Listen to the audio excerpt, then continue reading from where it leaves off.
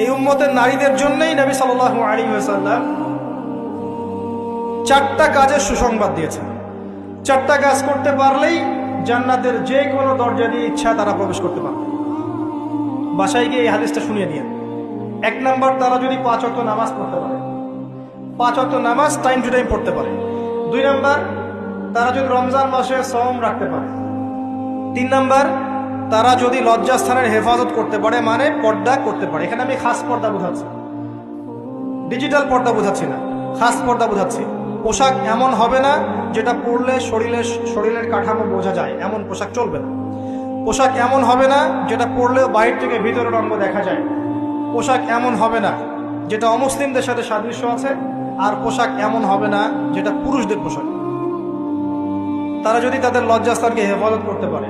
আর 4 number, যদি স্বামীর আনুগত্য করতে পারে।